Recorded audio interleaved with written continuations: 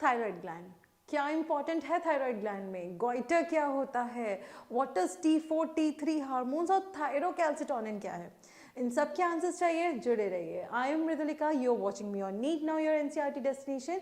और आज हम बात करने जा रहे हैं थायराइड ग्लैंड की, विच जो हमारी सीरीज जो चली आ रही है टॉपिक बाय टॉपिक, उसमें हमारा नेक्स्ट ग्लैंड है। सब्सक्राइब नहीं किया तो कर लीजिए, साथ ही बेल आइकन प्रेस कर लीजिए ताकि जब भी मैं इससे रिलेटेड वीडियोस बनाऊं आगे के भी आप तक नोटिफिकेशन आए।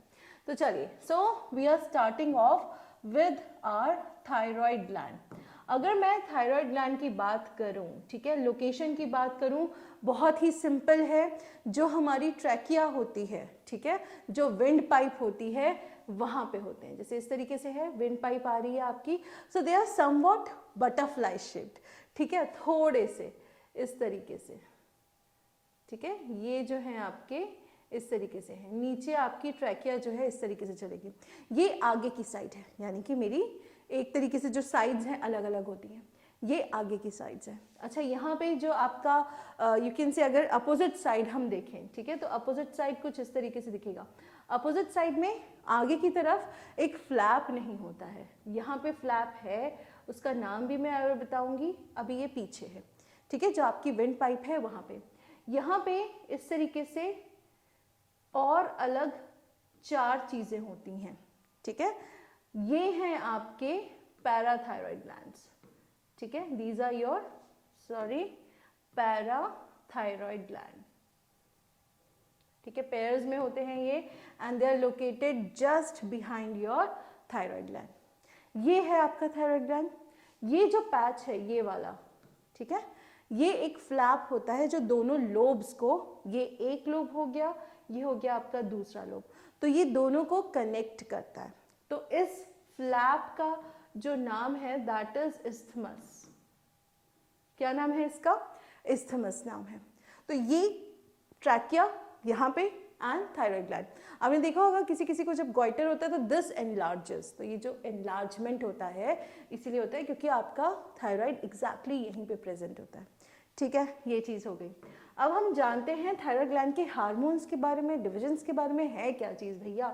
तो थायरॉयड ग्लैंड सबसे पहले जो बना है, ठीक है, एक बना है वो आपके फॉलिकल से, ठीक है, फॉलिकल से बना है, और एक होता है आपका स्ट्रोमल टिश्यू। ये 2 चीजें हैं जो आपने याद रखनी है, फॉलिकल एंड स्ट्रोमल टिश्यू। अब ये जहां तक आपके फॉलिकल्स की जो बात है, ठीक है, फॉलिकल्स की अगर मैं बात करूं, फॉलिकल्स के बारे में आपको इतना याद रखना है कि फॉलिकल में आपके छोटे छोटे फर्दर सेल्स होते हैं, फॉलिकुलर सेल्स, ठीक है, कैविटी को इनक्लोज करते हैं और वो आपके हार्मोन सिक्रीट करते हैं, ठीक है, हार्मोन सिक्रीशन होता है उनसे। अब ये जो हार्मोन है ये हैं आपके 2, एक है आपका T4 और एक है आपका T3। अब ये T3 T4 जो हैं यही आपके थायराइड हार्मोन्स है। T4 को हम कहते हैं, एक मिनट, T4 को हम कहते हैं टेट्रा, यानी कि 4 है, तो इसीलिए हम कहेंगे आपका टेट्रा आइडो थायरोनीन, या 9 भी कहते हैं, दोनों प्रोनाउंसिएशन ठीक है। इसको हम आम भाषा में कहते हैं थायरोक्सिन, ठीक है। अब ये T3 है तो क्या हो जाएगा? ट्राई आइडो थायरोनीन, ठीक है। तो ये आपके 2 हार्मोन्स हैं जो आपके थायराइड ग्लैंड से कहीं ना कहीं, जो फॉलिकल्स होते हैं आपके, उनसे सिक्रीट होते हैं, जो फॉलिकुलर सेल्स होते हैं। ट्राईआइडोथायरोनिन या T4 जो है कहीं ना कहीं हमारा, जैसे कि मैंने पहले भी आपको लेक्चर्स में कहा है कि they look over our metabolism, ठीक है। मेटाबॉलिज्म में भी स्पेसिफिकली आपका कार्बोहाइड्रेट्स, फैट्स, प्रोटीन्स, ठीक है, कार्बोहाइड्रेट्स, प्रोटीन, फैट, तीनों का जो मेटाबॉलिज्म है, मेटाबॉलिज्म मतलब क्या है? टूटना, बनना, कैटाबॉलिज्म, एनाबॉलिज्म, कई बार मैंने एक्सप्लेन किया आपको, ठीक है। तो यहाँ पे इनका जो मेटाबॉलिज्म है वो आपके इनके अंडर है, सारे जो आपके हार्मोन्स हैं। कई बार ज़्यादा हो जाते हैं, कई बार कम हो जाते हैं, ठीक है। जब कम हो जाते हैं, तो पहली कंडीशन हम देख लेते हैं, that is your hypothyroidism. Hypothyroidism की अगर मैं बात करूं, यानी कि जो आपका थायरॉक्सिन सिक्रीट हो रहा है वो कम हो रहा है, इनके लिए आयोडीन बहुत ज़्यादा ज़रूरी होता है। अब आयोडीन अगर कम है आपकी डाइट में तो आपको ये जो कंडीशन है हाइपोथायरॉयडिज्म वो होने के चांसेस बढ़ जाएंगे। जो आपके पहाड़ी एरियाज़ होते हैं, हिली एरियाज़ होते हैं, वहाँ पे ऑलरेडी आयोडीन कम होता है, ठीक है। एक्चुअली आयोडीन जो होता है हम जो लीफी वेजिटेबल्स होते हैं उनसे बहुत ज़्यादा ऑब्टेन करते हैं, वहाँ पे वेजिटेबल्स ऑलरेडी कम होते हैं, आयोडीन की वहाँ पे क्वांटिटी कम होने के चांसेस होते हैं, इसीलिए आयोडाइज सॉल्ट हम अपनी डाइट में इंक्लूड करते हैं ताकि आयोडीन कम ना हो and we do not suffer from a disease known as goitre. Goitre में जो आपका थायराइड ग्लैंड है वो एनलार्ज हो जाता है, काफ़ी बड़ा हो जाता है, सिर्फ क्योंकि आयोडीन डेफिशिएंसी थी। सो इसीलिए ये समझना बहुत ज़रूरी है कि आयोडीन कितना इंपॉर्टेंट है। कई लोग अपने आप से सेंधा नमक खाना शुरू कर देंगे कि अरे नहीं ये हेल्थ के लिए बहुत अच्छा है, बीपी बड़ा मेंटेन होगा। जब तक आपको डॉक्टर नहीं कहता है, please do not fall for these ये जो रैंडम लोग आके बताते हैं न्यूट्रिशन के बारे में, ठीक है। आपको डॉक्टर सही सलाह देगा, डॉक्टर से आप पूछिए कि आपके लिए क्या आयोडाइज सॉल्ट छोड़ना सही है या गलत है, वो उनको बताने दीजिए, अपने आप अपने डॉक्टर मत बनिए, ठीक है। Iodine is very important and सिर्फ गॉइटर सिर्फ एनलार्जमेंट नहीं है, उसके अलावा भी बहुत प्रॉब्लम्स है। हाइपो है तो इनका मेटाबॉलिज्म जो है वो स्लो हो जाएगा, वेट गेन होगा, स्लगिश हो जाएंगे, एक्टिविटी स्लो हो जाएगी, ठीक है, हमेशा थके थके रहेंगे, फटीग बहुत जल्दी आ जाएगा। सो इसीलिए आपका ये सारी चीज़ें डिसीजंस जो है खुद लेना बहुत खतरनाक होता है। ऑलवेज गो फॉर डॉक्टर्स जो आपको सही गाइड कर सके, ठीक है। इतना ही नहीं, अगर किसी प्रेग्नेंट लेडी को हाइपोथायरॉयडिज्म होता है तो उनके केस में कहीं ना कहीं जो बेबी है उसके बहुत सारी एबनॉर्मलिटीज़ होने के चांसेस है। हो सकता है वो डेफ हो या म्यूट हो, बोल ना सके, सुन ना सके। क्रेटिनिज्म हो सकता है जिसमें स्टंटेड ग्रोथ होगी, हाइट ज़्यादा नहीं बढ़ेगी, ऑर्गन्स ठीक से डेवलप नहीं होंगे, ठीक है। फिर पिगमेंटेशन की प्रॉब्लम्स हो सकते हैं, हो सकता है कि बेबी का मेंटल डेवलपमेंट ना हो, मेंटल ग्रोथ ना हो सकता है आईक्यू जो है वो कम हो सके। सो इसीलिए वॉट एवर डॉक्टर सेज वो फॉलो करना ज़्यादा ज़रूरी है, ना कि अपनी बुद्धि खुद लगाएं। Half knowledge is dangerous thing, ना करें उपयोग, ठीक है। हाइपोथायरॉयडिज्म को ट्रीट करने के लिए भी आपको डॉक्टर से ही कहीं ना कहीं मेडिसिन के बारे में या सप्लीमेंट्स के बारे में बात करनी चाहिए, बिकॉज रैंडम OTC यानी कि ओवर द काउंटर प्रोडक्ट्स बहुत सारे अवेलेबल हैं, बट वो यूज़ करना सही नहीं होगा, ठीक है।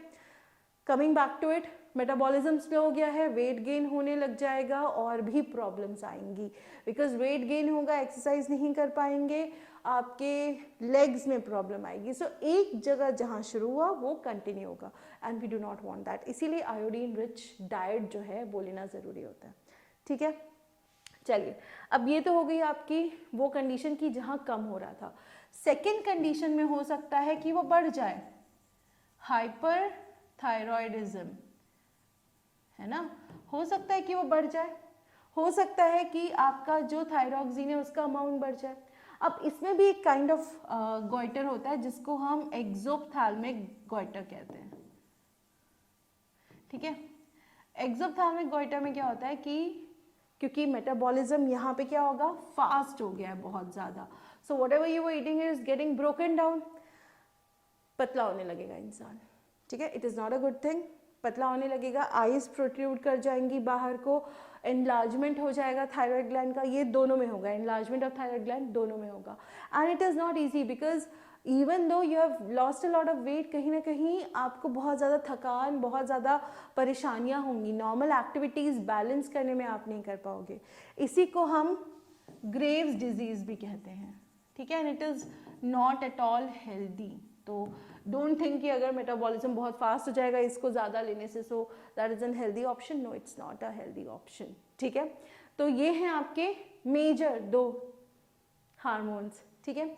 इसके अलावा एक जो हार्मोन की हमने बात की थी आपकी, वो है थायरोकैल्सिटोनिन।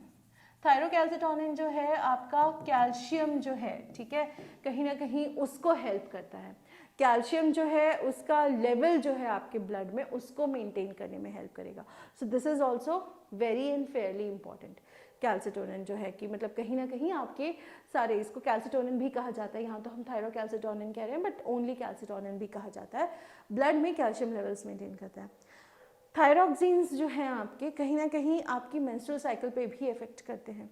अगर हाइपर है तो भी अफेक्ट करेंगे, अगर हाइपो है तो भी अफेक्ट करेंगे। जो लास्ट वीडियो में मैंने वर्ड बोले थे PCOS या PCOD, it is management of these hormones only, और यही कहीं ना कहीं आप कर सकते हो। तो इसीलिए ज़रूरी है कि अपनी बॉडी को प्रॉपर तरीके से चलाते रहो, बॉडी के साथ ज़्यादा छेड़छाड़ ना करें, नॉर्मल अच्छे से डाइट लीजिए, सप्लीमेंट्स ज़रूरी नहीं है, वो खाना खाइए जिसमें आपको न्यूट्रिएंट्स ऑलरेडी मिले, ठीक है। बहरहाल ये आपकी नीड के हिसाब से है, वर्ड टू वर्ड मैच करके देख लीजिए, सारी इंपॉर्टेंट चीज़ें मैंने कवर की हुई हैं, टॉपिक वाइज चल रहे हैं। नेक्स्ट होगा आपका next endocrine gland which will see shortly. अगर जुड़ना है तुरंत सब्सक्राइब करना पड़ेगा, बेल आइकन प्रेस करना पड़ेगा ताकि नेक्स्ट वीडियो मैं आपके पास जल्दी से लेके आऊँ। I will see you soon, till then take care, keep studying, thank you.